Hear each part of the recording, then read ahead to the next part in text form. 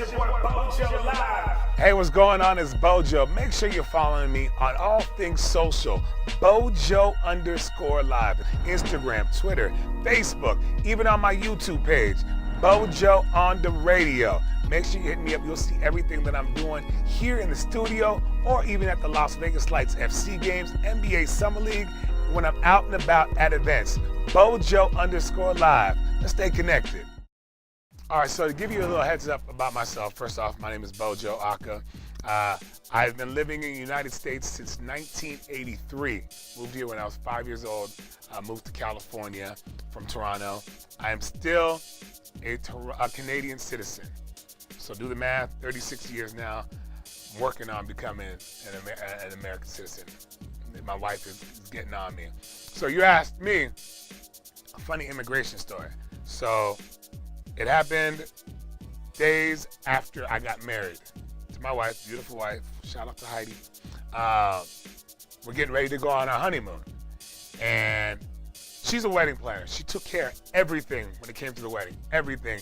My job as a DJ was just take care of the music. That's all she asked for. I took care of that, and to make sure my passport situation was on point.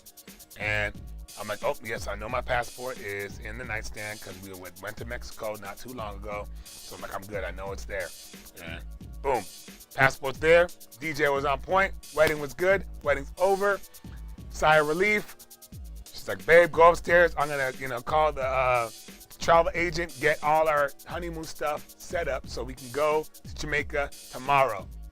And she said, just go upstairs. I just need your passport information. I'm like, no problem, babe. Let's do this. Go upstairs. Grab my passport. She's like, I need to know your expiration and this and that. Open up my passport. It's expired.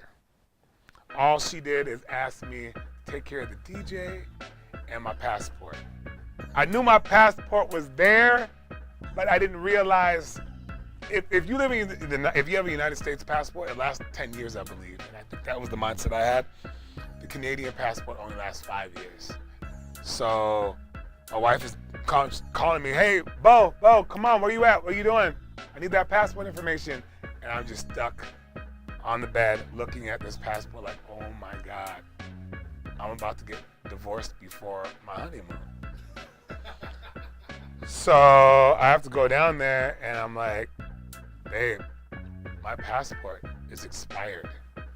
And she's like, are you kidding me? I asked you for 2 things.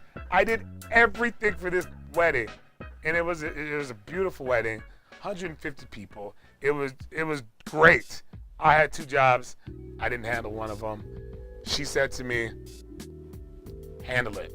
I'm going to Jamaica with or without you. Handle it. So I'm like, okay. I got to do this. I have to. I get on the phone, internet. I'm trying to see where I can go to the Vegas Canadian consulate. That doesn't work. I'm like, okay, let me call LA.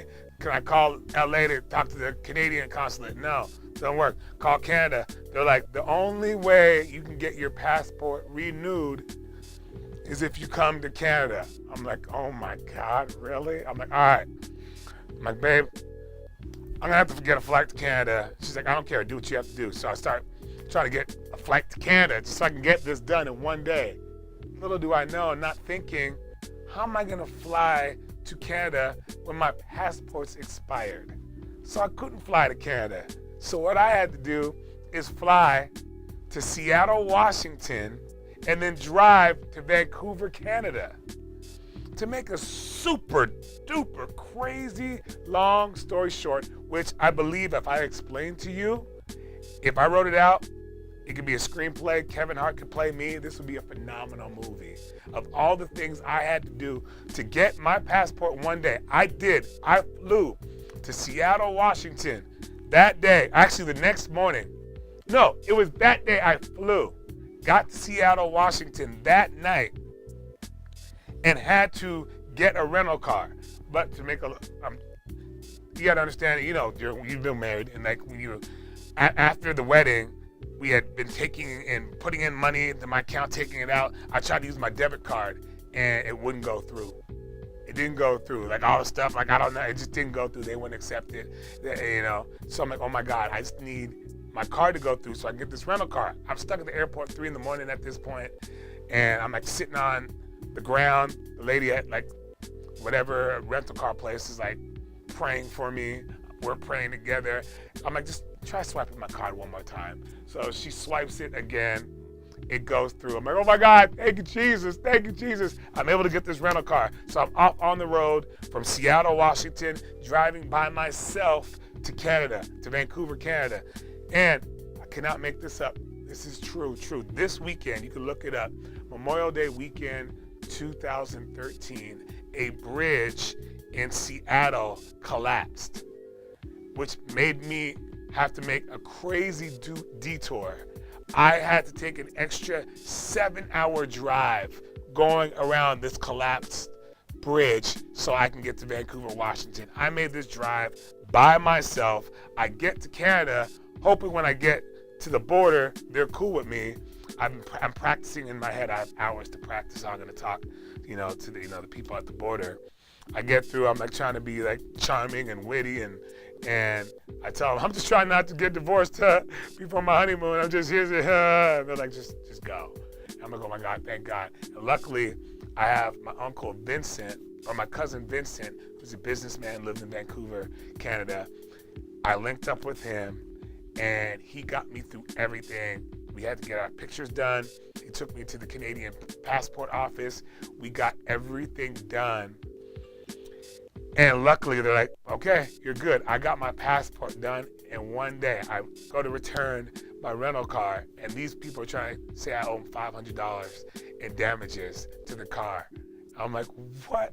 I don't know. My cousin Vincent went and talked to him, hollered at him, cleaned everything up, was good. I jump on back to a flight, back to Las Vegas from Canada to Vegas to meet my wife at the airport so we can go to Jamaica. She has my bags. I meet her at the airport. Off we go to Jamaica. I make it to Jamaica on the honeymoon. We actually lost a day. I think the whole process took a day. So we lost a day of the honeymoon, but instead of being there for 7 days, we were there for 6 days. So next morning, we're at the bar in Jamaica. I'm fresh off this story. I think I'm the man because I got through this. No one knows what I had to go through but me. And it's nuts. I'm telling these people at the bar, random strangers, and my wife's right there, like, can you believe I did this? I'm the man. And my wife is sitting there like, hell no, you're not the man. You are not the man. All you had to do is make sure your passport was not expired in the first place, and we wouldn't have lost a day from our honeymoon. Don't try to give yourself credit. And that's exactly what it was. But I don't care what she says. I made it happen. That is my crazy immigration story. Vegas, turn your radio all the way up. It's your boy Bojo live.